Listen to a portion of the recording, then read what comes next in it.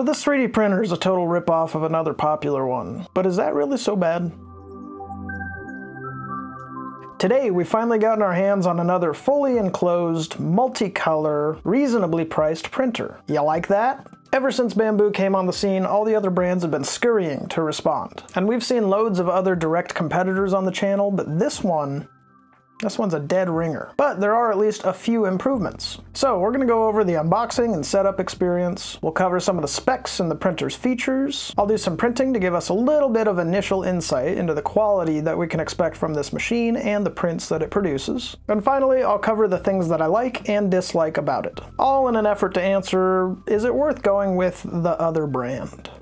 Now let's touch on the print quality of this machine before we get into the unboxing and setup. This printer offers a 250mm cubed build volume, with a bed that heats to 120 and a hot end that heats to 320. I couldn't confirm if it has hardened internals, but the product page says it is compatible with fiber reinforced stuff. And when you remove the quick swap nozzle, it doesn't really look like hardened steel. But initial print results are actually really great. If you have a look at these multicolored nachos that I ran off, you can see that they're good. The surfaces are clean, the color changes look good, the boundaries look nice and sharp. And then looking at this record holder that I have, the results look clean here as well. Though there are some ringing artifacts on the back here, which is usually caused by the vibrations of the whole system from the machine flinging that tool head around so fast. So that's a bummer to see because this machine did the vibration compensation right at the beginning of this print. But otherwise, this is an excellent piece too. Also, I printed out this Purge bin here. Now this one didn't stick to the bed very well, and I promise that's a bit of a theme, so stay tuned. But it stuck well enough for the print to continue, so this wasn't a huge deal in this case. I'll dive a bit deeper into each one of these prints as we move on, but I wanted to give you some of my results right off the bat. Now with that taken care of, let's open up the box.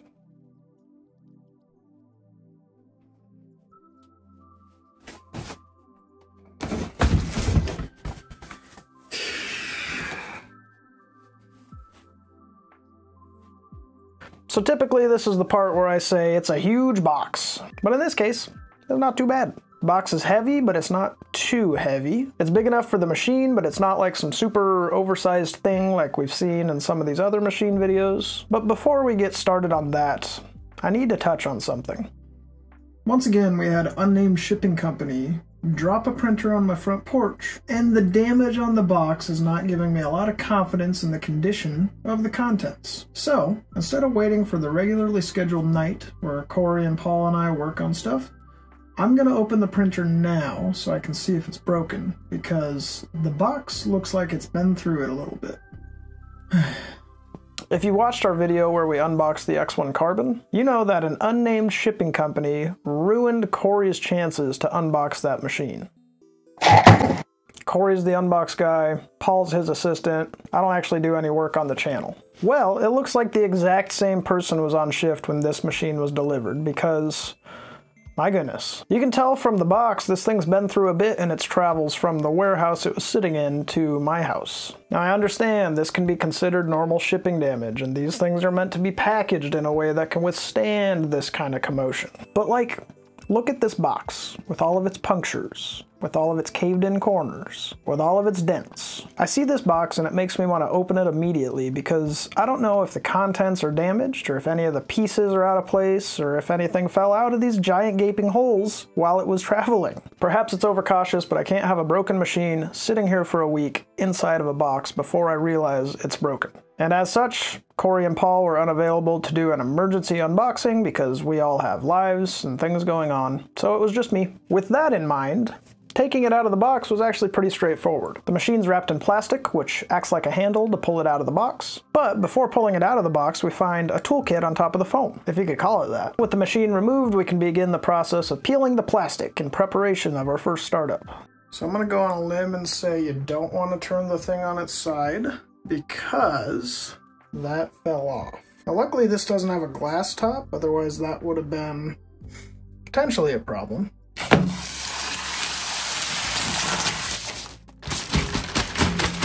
Like many of the printers we see like this one, the multicolor box ships inside of the printer. We saw it with the Creality K2, we saw it with the X1 Carbon, we saw it with the P1S, and with the brightly labeled screws removed, we can take the ACE unit out of the box.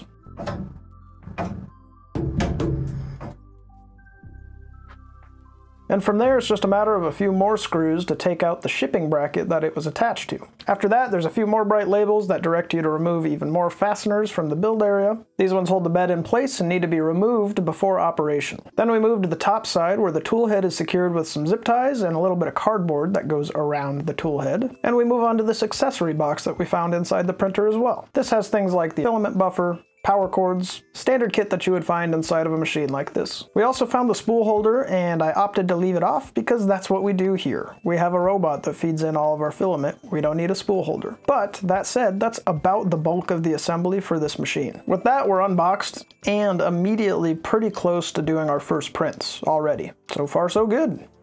Now, I want to talk about this multicolor system and the things that I really like about it, but first, we need to thank today's sponsor. Thanks to JLC 3DP for sponsoring this video. If you aren't familiar, JLC 3DP is an all-in-one manufacturing solution. If you need some 3D printing done that your Anycubic S1 can't handle, JLC 3DP certainly can. Everything from simple FDM using basic or exotic materials, all the way to SLM, which is 3D printing using metal and like lasers, I think. You like that? Lasers melting metal? I like that. And if you need help doing a project that requires manufacturing but not additive manufacturing, JLC 3DP offers CNC machining among other services. Just upload your file, choose your process, pick your material and color if applicable, and let the experts at JLC 3DP take it from there. In a matter of days, your pieces will arrive directly to you. And all you had to do was push some stinking buttons on a computer. If you like the content that we make here, support the brands that support this channel. Thanks again to JLC 3DP for sponsoring this video. Now let's take a look at that Anycubic multicolor box, shall we?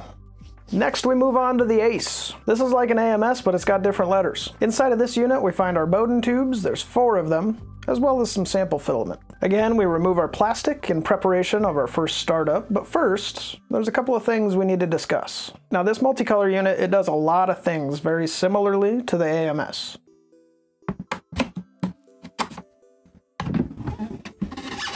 It's sealed to help with the hygroscopic materials. It can fit 4 spools for 4-color printing. It can be chained to another unit for expansion of 8-color printing. There's other things, but this is actually something that I like about the unit. I like that it's so similar to the Bambu AMS. I like competition like this because ultimately it's going to breed more innovation, because you need to make a better product. You need to make something that stands out from all the other competitors on the market that are just copying your work anyway.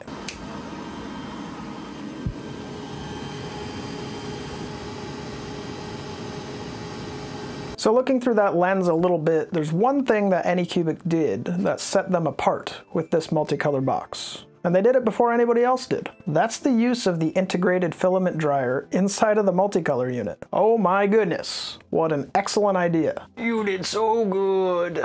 Other than that, this box is about as advantageous as any other multicolor box, but it's good. Though, one other main difference is this one's got 4 individual outputs instead of 1 tube that feeds the filament from this box into the machine. I think a main advantage that this would yield is the opportunity for faster changes between colors when you're doing your filament swaps. Because the filament doesn't need to retract nearly as far to get back into the multicolor box, it just has to retract to the point of the filament buffer, so then the new filament can be inserted. Also, the filament buffer is not the sprung unit to handle the filament retraction like you see with the AMS, for example. The ports on the back of the ACE actually have the give that allows these 2 motors that are feeding filament to not interfere with each other. And you can see this while the machine's printing.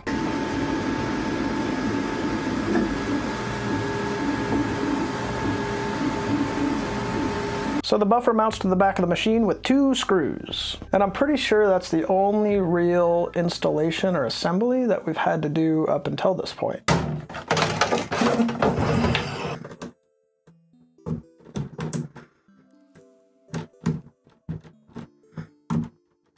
So with the 4 tubes installed into the filament buffer and the cables ran to the ACE, we were ready to power both units up and see what this sucker could do. Now, I don't know how to dress it up, but the setup here is like exactly the same as any other machine that we've covered in the last few months. You choose your language, you set up your Wi-Fi, you download the companion app, you set the machine up there, run through calibrations. But the screen seems super responsive, and I feel like it was really easy to accurately input my Wi-Fi details, for example. And you know I like to judge a screen, and then judge the whole printer based on how I feel about the screen. And this one looks good.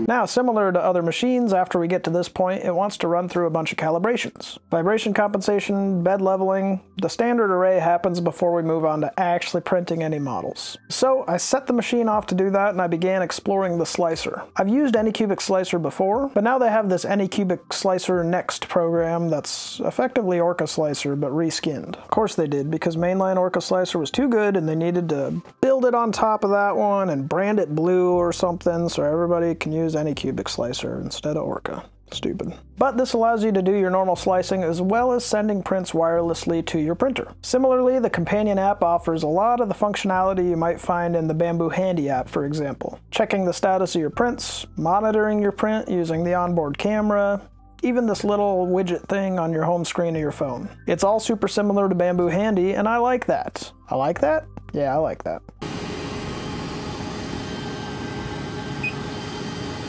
But all the calibrations were complete, so it was time to load up some filament and tell the machine what it was going to be burning. So I have these coaster holders that I'm burning off for a friend. He needs 13 of them. So I loaded up some black PLA, and I updated the information on the screen so the printer knew what it was going to be printing. Now, at this point, I realized another nice thing about the Ace. It's super convenient to only have to use one hand to load your filament. You don't have to pull back a lever like you find on the AMS, for example. You just push it in, the machine senses that there's filament being loaded, and it starts sucking it in there. It's just a little thing, but it improves the workflow quite a bit. But with everything lined up and ready to go, now it was time to start printing.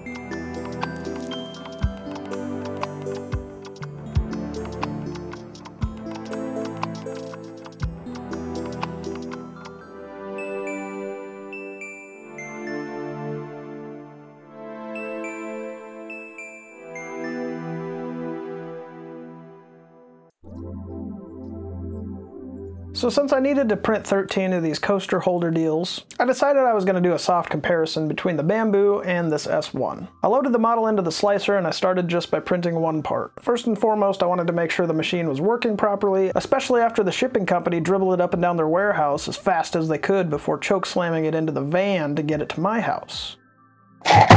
But I can say with confidence, it works. The first print's got a little bit of stringing, but the layers are stacked really nicely, and the quality seems excellent. By and large, this part looks exactly like what I got off of my Bambu machine, so that's a really big win for Anycubic in this regard. But moving on from some PLA, I want to print PETG. And I also wanted to try and stress the machine out a little bit. I loaded up a batch of tiny multicolor nachos and began filling the plate. Now, while I was printing this plate, I learned a few things. First off, the AI detection on this machine is actually pretty good. Now, the fact that you have to check AI detection before each print is a little bit cumbersome, but as I play with it more, I can see why you might leave it off, so we'll get into that. The AI is strong enough that it can detect a little bit of loose filament, and it stopped this print before the spaghetti got out of hand. If you're putting out a printer these days, your camera should be able to detect spaghetti. Now, a year ago, this may have been more advanced, but today these things are becoming a lot more commonplace. And I appreciate it. This print in particular was good enough to continue, so I pressed resume, despite the AI telling me that it was trying to fail. But then I remembered something very important. This clear PETG needs a lot more heat for it to print correctly, otherwise it causes issues. And I didn't tell the printer that it needed a lot more heat. As a result, the print continued to fail.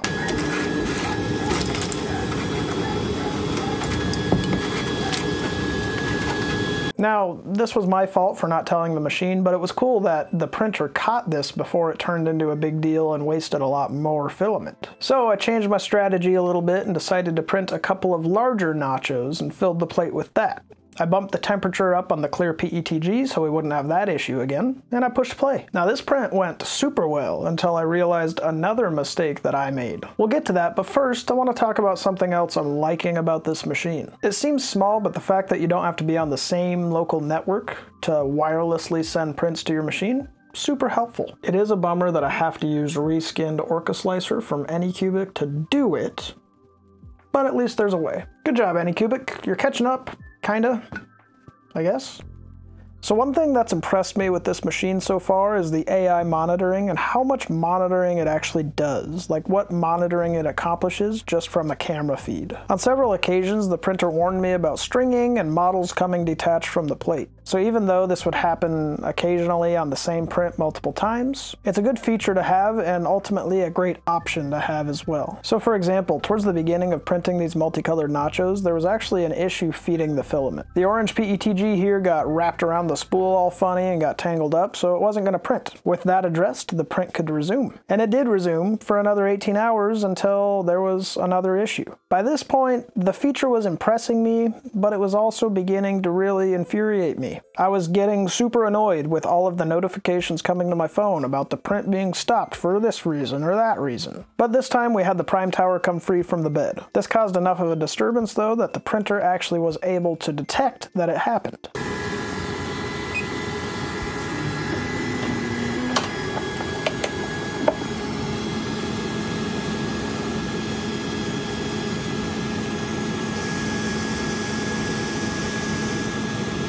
And unfortunately for me, this killed the whole print. The machine, for whatever reason, knew something was wrong and would not proceed under any circumstances, even if I told it to resume. Now, this canceling of the print without my direct intervention hasn't happened since I did a firmware update, but it's something to keep in mind. The AI stuff's super helpful and it's pretty crazy what they can do now, but it can also be super annoying. And as far as I'm aware on this machine, there's no way to turn down the sensitivity like you might find on some of your other machines.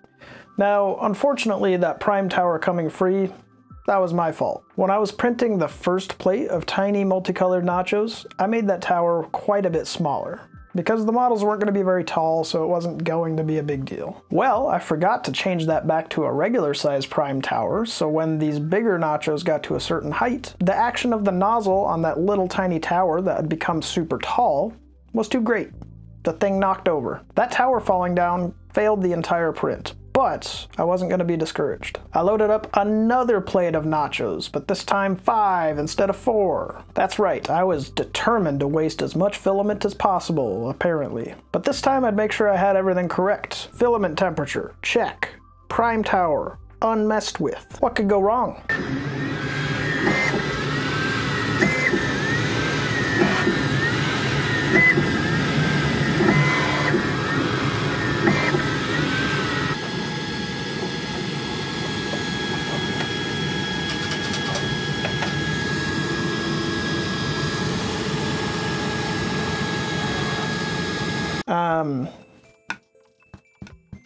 There were issues again. So the print finished technically, but it wasn't super pretty. Once again, we had issues with the prime tower, even though I added an extra brim around the outside to try and help it hang on a little bit more. But the tower giving up caused issues with filament buildup on the models that were right next to the prime tower. So that first model that was getting treated right after the prime tower, that model did not survive. But the other 4 were fine. Although, if my previous failures weren't enough, I ran out of filament halfway through this print and did not have a suitable replacement that, even closely matched. So we've got this random jump to gray instead of clear, but at least the model printed, right? You are truly an assault on the eyeballs, but you finished.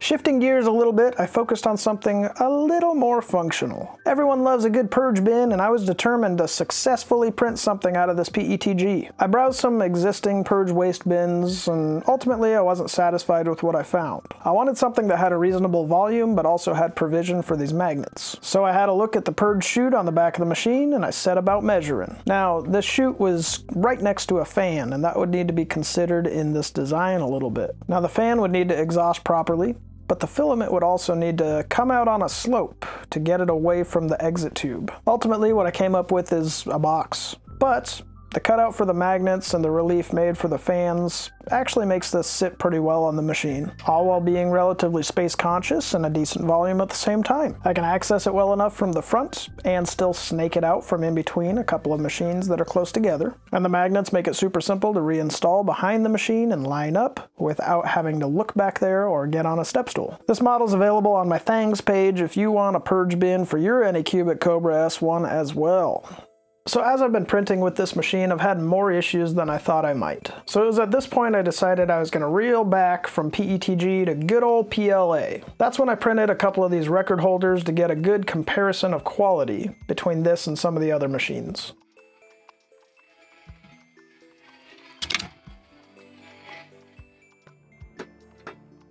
Now looking at these same pieces printed from the X1 Carbon and the Creality High, the results are great. Like I mentioned before, there's some ringing present on the Anycubic pieces and the Creality pieces that you don't see on the Carbon. Otherwise, these are totally quality pieces. As for the print quality on this sucker, it turned out fine. The thing didn't stick down to the plate nearly well enough, like I mentioned earlier, and at least with PETG, I don't really have a lot of confidence in this build plate.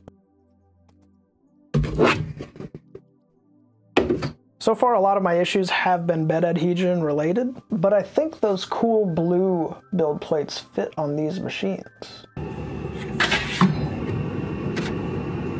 But after talking to Paul about his Anycubic Kobra 3, he says he's got similar issues with bed adhesion on that stock plate as well. He said about 50% of the time he's got prime towers coming detached from the plate, and although it's not super ideal, it was good information to have as I move forward to print my last full plate of nachos, successfully this time though. Again, I left the Purge tower alone but extended the brim on it to give it every chance it could to adhere to the bed properly. I loaded up some PLA and it was just about time for bed. And I was hoping, I was praying, pleading that there wouldn't be another message on my phone when I woke up saying, AI detected something, your print sucks. So of course I wake up with another message about spaghetti detection. But the print hadn't failed, it was just some stray filament and the camera caught it and thought it was a print failure happening. And as a matter of fact, this entire print completed successfully. There were 1 or 2 casualties, models came free from the bed, but by and large, everybody made it.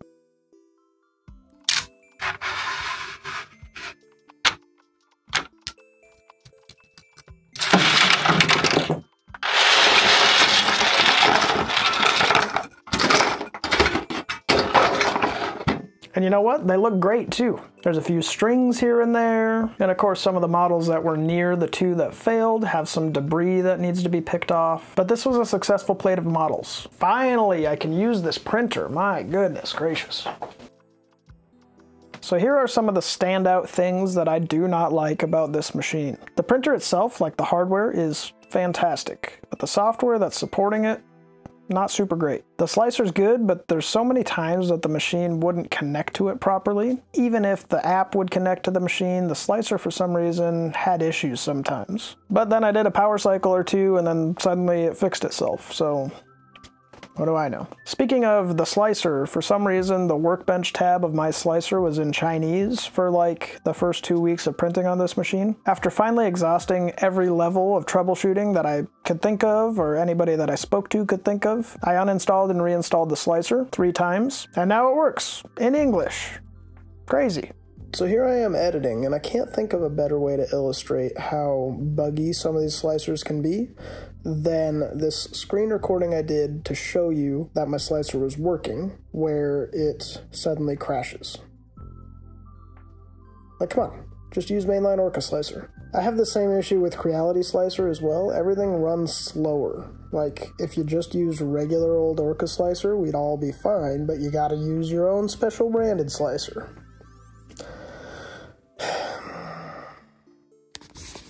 Another thing I'm not super stoked about is the fact that you have to toggle the calibrations before every print. Now this is a little thing, I understand, it's frivolous, but this is just something that we have to live with. I'm giving you my genuine account of what I think of this machine. So I get that not everybody wants vibration compensation and bed leveling to happen before every print. I like to have it happen before every print, that's just how I roll. But maybe we make an option in the slicer where like you use your last choice instead of having to click these 5 little buttons every time.